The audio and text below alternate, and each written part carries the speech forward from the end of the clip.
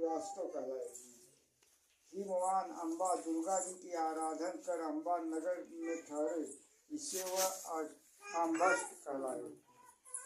सखसेन नगर में अपनी भार्या के मति मान गए, इससे वह सूर्य ध्वज कहलाए। और अनेक स्थानों में बसे अनेक जाति कहलाए। उस समय पृथ्वी पर एक राजा जिसका नाम सौदास था, सौराष्ट्र नगर में उत्पन्न हुआ और महापापी पराया धन चुराने वाला, पराई स्त्रियों में आसक्त, महाभिमानी, चुगलखोर और पाप कर्म करने वाला था। हे राजन, मन से लेकर सारी आयु पर्यंत उसने कुछ भी धर्म नहीं किया। किसी समय वह राजा अपनी सेना लेकर उस वन में जहाँ बहुत हिरण आदि जीव रहते थे शिकार खेलने को गया। वहाँ उसने निरंतर व्रत करते हुए एक ब्राह्मण को देखा। वह ब्राह्मण चित्रगुप्त और यमराज जी का पूजन कर रहा था। यमद्वितीया व्रत का अपनाया। यह सुनकर राजा ने उसी दिन कार्तिक के महीने में शुक्ल पक्ष की द्वितीया को धूप तथा दीपादि सामग्री के साथ चित्रगुप्त जी के साथ धर्मराज जी का पूजन किया। व्रत करके उसके बाद वह अपने घर में आया।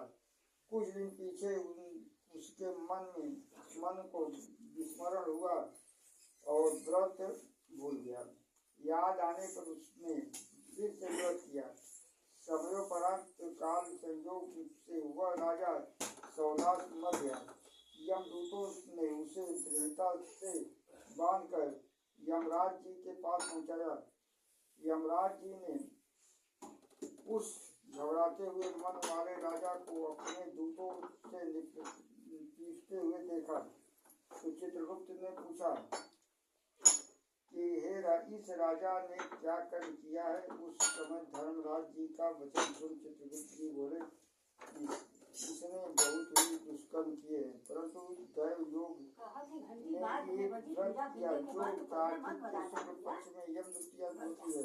उस दिन आपका और मेरा गंध, चंदन, फूल आदि सामग्री से एक बार भोजन के नियम से और रात्रि में जागने से पूजन किया।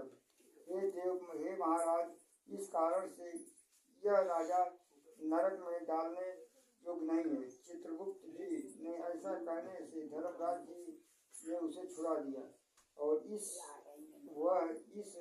यमद्वितीया के व्रत के प्रभाव से उत्तम गति को प्राप्त हुआ। ऐसा सुनकर राजा युधिष्ठिर जी भीष्म से बोले, हे पितामह, इस व्रत में मनुष्यों को धर्मराज और चित्रगुप्त जी का पूजन कैसे करना चाहिए।